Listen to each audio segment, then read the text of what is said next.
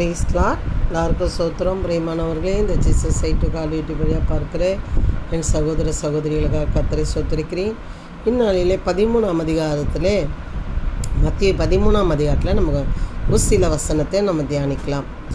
என்ன அப்படின்னு பார்த்தீங்கன்னா, இந்த காலத்துக்கு ஏற்ற சூழ்நிலைக்கு ஏற்ற வார்த்தையை நம்ம இந்நாளிலே என்ன பண்ணலான்னா பார்க்கலாம். பிரியமானவர்களே, மத்திய 13ஆம் அதிகாரத்தில் 15லேருந்து 17 வரைக்கும் நம்ம பார்க்க போகிறோம். இதில் ஜனங்களிடத்தில் இயேசு கிறிஸ்து பேசுகிறார். மன்னித்து கொள்ளுங்கள், பேசுகிறார். ஜனங்களிடத்தில் பேசுகிறார். ஏன் ஜனங்களிடத்தில் பேசுகிறார் அப்படின்னு அழுத்தி நான் சொல்கிறேன் அப்படின்னு பார்த்தீங்கன்னா, பழைய ஏற்பாட்டிலே ஜனங்களிடத்தில் கடவுள் பேச மாட்டார்.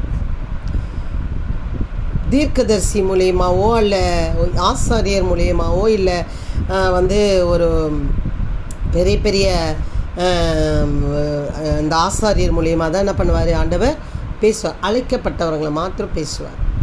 ஜனங்கள்லாம் அவருடைய சத்தத்தை கேட்க முடியாது, பார்க்க முடியாது. அவங்க எல்லாரும் பார்க்க முடியாது. இன்றைக்கு அவர் இயேசு இருந்த காலத்திலே அவர் சொல்கிறார், நீங்கள் எல்லாரும் என்ன பார்க்கிறீர்கள் என்பதே இந்த நாளிலே வேத வார்த்தை.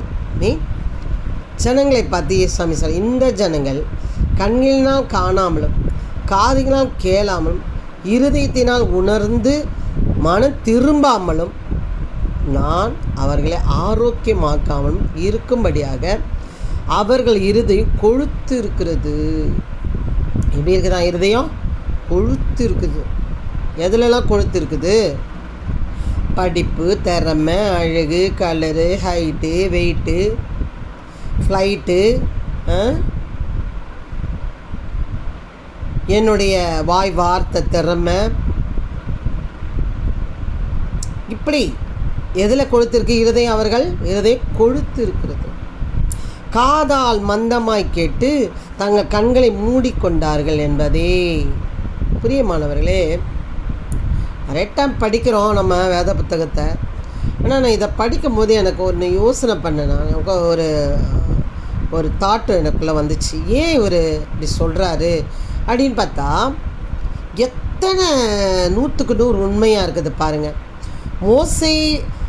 மோசையோடு ஆண்டவர் பேசுவார். மோசை ஜனங்களுக்கு சொல்லுவாங்க. இதான் நடக்குவாங்க. அப்போது ஜனங்களோட நான் பேசணுன்றாரு ஆண்டவர், கர்த்தராகிய தேவன் பேசணுன்றார். அப்போ அந்த ஜனங்களால் கேட்க முடியல. அது இடி முழக்கம். ஐயோ, அவர் பேச வேண்டாம், மோசே நீயே பேசுன்றார்.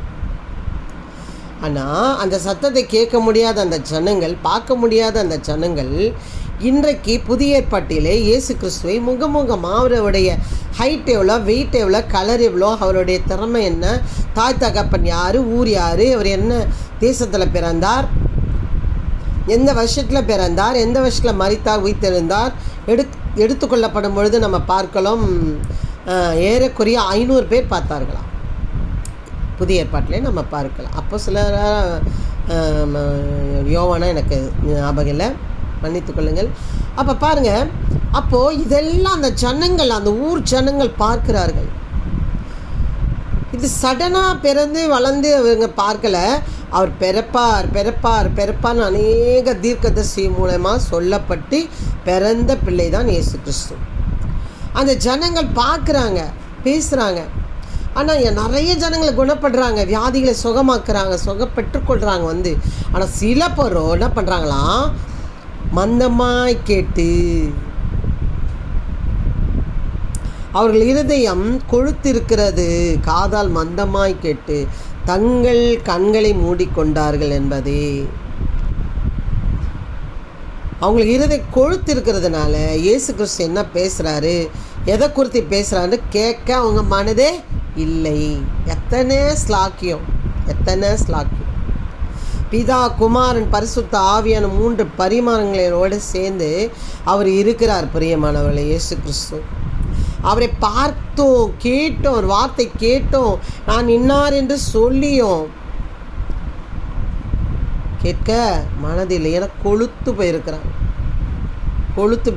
அந்த கொழுத்து போனது எப்படி, அவங்க எப்படி அந்த ஆசீர்வாதத்தை பெற்றுக்கொண்டார்கள்னா, பிதாவானவர் இவங்க பிதாக்களுக்கு கொடுத்த வாக்குத்தத்தத்தை பெற்றுக்கொண்டு நான் நல்ல தேசத்தில் இருக்கேன், நல்ல விளைச்சல் உள்ள விவசாயத்தை நான் நடத்துகிறேன், எனக்கு நல்ல ஒரு வாழ்க்கை, நல்ல வீடு என்று சொல்லி இயேசுவை அலட்சியம் பண்ணுகிறவர்களாக காணப்படுகிறார்கள்.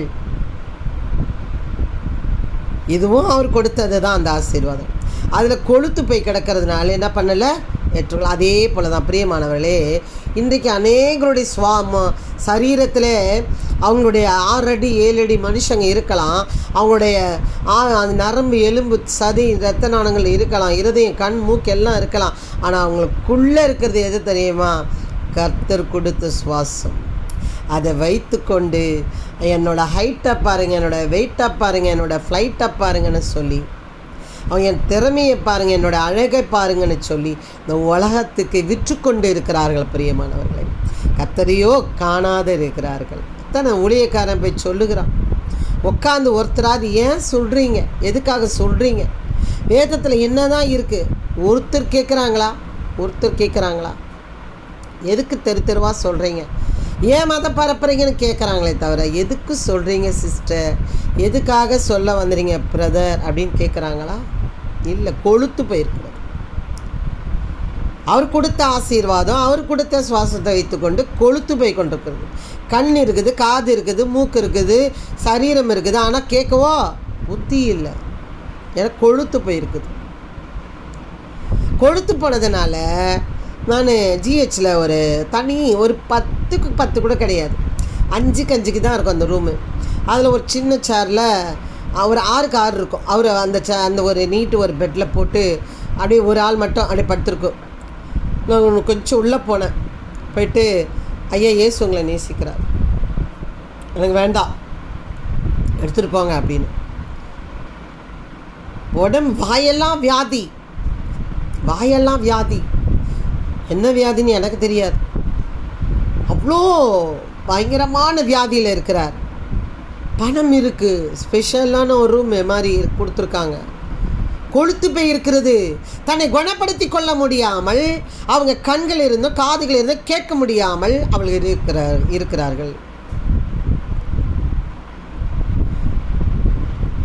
கேட்கிறதினால் அவர்கள் பாருங்கள், உங்கள் கண்களினால் காண்கிறதினாலும் உங்கள் காதுகள் கேட்கிறதினாலும் அவைகள் பாக்கியம் உள்ளவைகள். நாங்கள் கேட்டோம் பிரியமானவர்களே, நாங்கள் கேட்டோம், யாரோ சொல்லி கேட்டோம், தேடி போனோம், அவர் இன்னார் என்று அறிந்து கொண்டோம், அதனாலே பெற்றுக்கொண்டோம். பிரியமானவர்களே, என்னை கேட்டிங்கன்னா ஒரு நாளெல்லாம் சொல்லிக்கிட்டு இருப்பேன் கர்த்தருடைய கிருபை, கர்த்தருடைய அன்பை சொல்லுவேன். இந்த ஃபோன் கூட, இந்த 5G ஃபோன் இப்போ நான் எடுத்துகிட்ருக்கிறது, இந்த 5G ஃபோனுக்காக கூட இது ஒரு சின்ன விஷயந்தான் இது. ஆனாலும் எப்படி சொல்கிறதுனா, இதை டைம் ஆகிட்டே போகுது. என் அப்பன் இயேசு உலகம் முழுவதும் எங்கெங்கேயோ என்னென்னோ நடக்குது. இந்த அற்ப ஒரு பிறவி நான் கேட்டிருந்தேன். நான் சில நேரம் சில விஷயங்கள் கேட்கும்போது நினைப்பேன், ஆண்டவரே, ஒரு ஊரில் நிலநடுக்க வருது, ஒரு ஊரில் பனி அதிகமாக இருக்குது, ஒரு ஊரில் பயங்கர வெயிலாக இருக்குது, இப்படி நிலநடுக்கத்தில் செத்து உள்ளே கிடக்குறாங்க, நானும் இதுக்கு ஜெபிக்கிறேனே அப்படின்னு நினைப்பேன். அப்போ ஒரு தாய்க்கு 10 பிள்ளை இருக்குது, ஒரு பிள்ளை வியாதியாக இருக்குது. அதுக்காக அந்த வியாதி இருக்கிற பிள்ளையே செய்திருக்காங்க, மற்ற 10 பிள்ளையும் 9 பிள்ளையும் கவனிக்கிறாங்க இல்லையா? அதை போல் அவர் கவனிக்கிறவராக இருக்கிறார். பிரியமானவர்களே, உங்கள் கண்கள் காண்கிறதுனாலும் உங்கள் காதுகள் கேட்கிறதுனாலும் அவைகள் பாக்கியம் உள்ளவை. இயேசுவை முகமுகமாக பார்க்குறாங்க அநேக ஜனங்கள், சாதாரண ஜனங்கள் பார்க்குறாங்க. ஆனால் ஏற்றுக்கொள்ள அவங்களால மனதில்லை. அதுதான் சார், அநேக தீர்க்கதரிசிகளை நீதிமான்கள் நீங்கள் காண்கிறவைகளை காணவும் நீங்கள் கேட்கிறவைகளை கேட்கவும் விரும்பியும் காணாமல் கேளாமல் போனார்கள் என்று மெய்யாக உங்களுக்கு சொல்லுகிறேன். எல்லா தீர்க்கதரிசிக்கு நேர்முகமாக அவர் பேசவில்லை, எல்லா தீர்க்கதரிசியோட நேராக அவங்க பார்க்கவில்லை. அநேக நீதிமான்கள் இருந்தார்கள், அவரை பார்க்கவில்லை, அவருடைய சத்தத்தை கேட்க முடியவில்லை. நீங்களும் சாதாரண ஜனங்களாக இருக்கிறீங்க, என்னை பார்க்குறீங்களே, என் சத்தத்தை கேட்குறீங்களே, நீங்கள் ஏன் குணப்படாமல் இருக்கிறீங்க? உங்களை குணப்படுத்தி கொள்ள உங்களுக்கு மனதில் இருதை கொழுத்து கிடக்குது. நிறை மாத கர்ப்பிணி ஒரு பொண்ணு, உனக்கு சுகப்பிரசத்தை ஆண்டவர் தருவா கொடுத்தா, எங்கள் கண்ணு முன்னாடியே கசக்கி கீழே போட்டா. அவ்வளோ பிள்ளை வேறு தாய் வேறு வரணும், ஆனால் உடம்புல பயம் இல்லை, கொழுத்து போயிருக்கு. பிரியமானவர்களே, இந்த நிலைமையில் யாராவது இருக்கிறீங்களா? கொழுத்து போயிருக்கீங்களா? கடவுள் கொடுத்த சுவாசத்தை வச்சுக்கிட்டு, கடவுள் கொடுத்த நல்ல ஹைட்டு வெயிட்டு திறமை அறிவு வச்சுக்கிட்டு அவரை புறக்கணிக்கிறீங்களா? மனதில் வைத்து கொள்ளுங்கள், காலம் பொல்லாத காலம், அவர் வருகை சமீபமாக இருக்கிறது என்று அறிந்த அநேக ஜனங்கள் பைத்தியக்காரங்களைப் போல தன் வாழ்க்கையை பாராமல் தன் பணத்தை வேலையை இழந்து எத்தனையோ பெரிய பெரிய வேலைகளை இழந்து ஜனங்களுக்காக சொல்லி கொண்டிருக்கிற ஊழியக்காரர்களை போய் கேட்டு பாருங்கள். அவர்களை எத்தனை தியாகம் பண்ணி கர்த்தரை சொல்லுகிறார்கள் என்று. ஏன் தெரியுமா? நீங்கள் குணப்பட வேண்டும் என்பதற்காக.